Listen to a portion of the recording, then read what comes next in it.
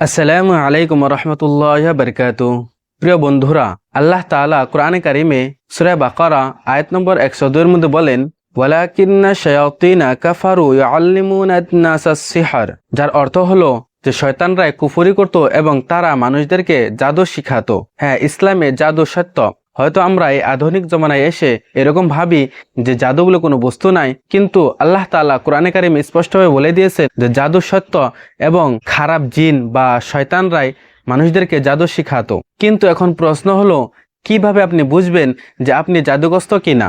আর যদি আপনি জাদুগ্রস্ত হন, তাহলে জাদুগ্রস্ত থেকে বাঁচার উপায় কি? কিভাবে আমরা জাদুগ্রস্ত থেকে বাঁচতে পারবো? তো সেজন্য আজকের ভিডিওটি অনেক বেশি গুরুত্বপূর্ণ। আজকের ভিডিওতে আমরা আলোচনা করব এমন 5টি আলামত, যে 5টি আলামত যদি আপনার সাথে থাকে তাহলে আপনি নিশ্চিত হয়ে যান যে আপনি জাদুগ্রস্ত হয়েছেন। এবং ভিডিওর লাস্টে বলবো যে কিভাবে এই জাদুগ্রস্ত থেকে আমরা বাঁচতে পারবো। তো সেই জন্য ভিডিওটি শেষ পর্যন্ত দেখার অনুরোধ রইল। তো চলুন ভিডিওটি শুরু করা যাক। তো সেখান থেকে 1 নম্বর আলামতটি হলো, আপনি নিজে কোনো ইবাদতের প্রতি আগ্রহী না এবং আপনার সন্তানও কোনো ইবাদতের প্রতি আগ্রহী না। যেমনভাবে আপনার নামাজ পড়তে মন চায় না, আপনি নামাজ পড়েন না, এবং আপনার পরিবারের মানুষও নামাজ পড়তে চায় না, নামাজ পড়ে না। আপনি কোরআন তেলাওয়াত শুনতে পছন্দ করেন না, কিন্তু আপনি গান শুনতে পছন্দ করেন। আপনার ছেলে সন্তান বা আপনার বাড়ির মানুষও কোনো ইবাদতের প্রতি আগ্রহী হন না, তাহলে আপনি নিশ্চিত হয়ে যান যে আপনি জাদুগ্রস্ত হয়েছেন। তো চলুন এবার আমরা 2 নম্বর আলামতটি জেনে নেই। 2 নম্বর আলামতটি হলো সবসময় খারাপ স্বপ্ন দেখা। অনেক মানুষ আছেন যারা রাতে ঘুমানোর পরে ভয়ঙ্কর ভয়ঙ্কর স্বপ্ন দেখেন, খারাপ খারাপ স্বপ্ন দেখে ঘুম ভেঙে যায়। যদি এরকম সবসময় হয়েই থাকে আপনার সাথে, তাহলে আপনি নিশ্চিত হয়ে যান যে আপনি জাদুগ্রস্ত হয়েছেন। তো চলুন এবার আমরা 3 নম্বর আলামতটি জেনে নেই। 3 নম্বর আলামতটি হলো স্বামী স্ত্রীর মধ্যে সবসময় ঝগড়া হওয়া। ছোট ছোট কোনো কথা নিয়েই স্বামী স্ত্রীর মধ্যে ঝগড়া হওয়া।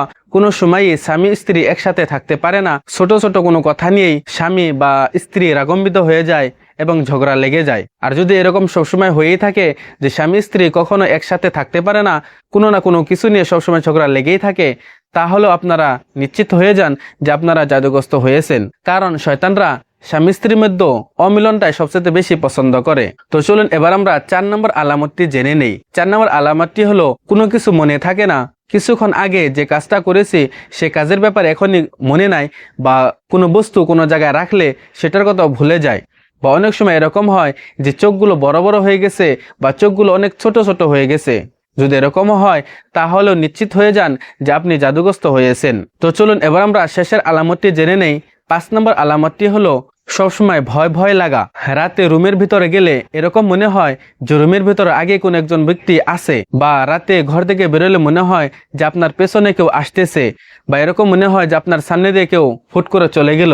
যদি এরকম ডর ডর ভাব হয় তাহলে নিশ্চিত হয়ে যান যে আপনি জাদুগ্রস্ত হয়েছেন। তো এই ছিল 5টি আলামত, যে 5টি আলামত দিয়ে আপনারা বুঝতে পারবেন যে আপনারা জাদুগ্রস্ত হয়েছেন কি হন নাই। তো চলুন এবার আমরা জেনে নেই জাদুগ্রস্ত হলে সে মানুষ জাদুগ্রস্ত থেকে কিভাবে বাঁচতে পারবে, সেখান থেকে বাঁচার আমলটা কি। জাদুগ্রস্ত থেকে বাঁচার জন্য 1 নম্বর উপায়টি হলো ঘরের ভিতরে বেশি বেশি সূরা বাকারা তেলাওয়াত করা। কারণ হুজুর পাক সাল্লাল্লাহু আলাইহি ওয়াসাল্লাম বলেছেন, যে ঘরে সূরা বাকারা বেশি বেশি তেলাওয়াত হয় সেই ঘর থেকে শয়তান খারাপ জিনগুলো পালিয়ে যায়। সেজন্য ঘরের ভিতরে বেশি বেশি সূরা বাকারা তেলাওয়াত করা। 2 নম্বর উপায়টি হলো সকাল সন্ধ্যায় ভালাইয়ের দোয়া করা এবং 3 কুল পরে সূরা ইখলাস, সূরা ফালাক এবং সূরা নাস, এই 3 কুল পরে সর্বশরীরে ফু দেওয়া। আর 3 নম্বর উপায়টি হলো বাড়িটা পরিষ্কার করা। বাড়ির ভিতরে যদি কোনো ছবি থাকে, কোনো মানুষ বা কোনো জন্তুর যদি ছবি থাকে, সেই ছবিকে দূরে রাখা এবং বাড়িটাকে সবসময় পরিষ্কার করে রাখা। এই 3টি আমল যদি করতে পারেন তাহলে ইনশাআল্লাহ আপনি জাদুগ্রস্ত থেকে বাঁচতে পারবেন এবং আল্লাহ তাআলা আপনাকে হেফাজত করবেন। এই বিষয় নিয়ে যদি আপনার কোনো ধরনের প্রশ্ন থাকে বা এমন কোনো কিছু যেটা আপনি বুঝতে পারেন নাই, তাহলে এখনই কমেন্টে আপনার প্রশ্ন লিখে যান। ইনশাআল্লাহ আপনার প্রশ্নের উত্তর দেওয়ার চেষ্টা করব। আসসালামু আলাইকুম।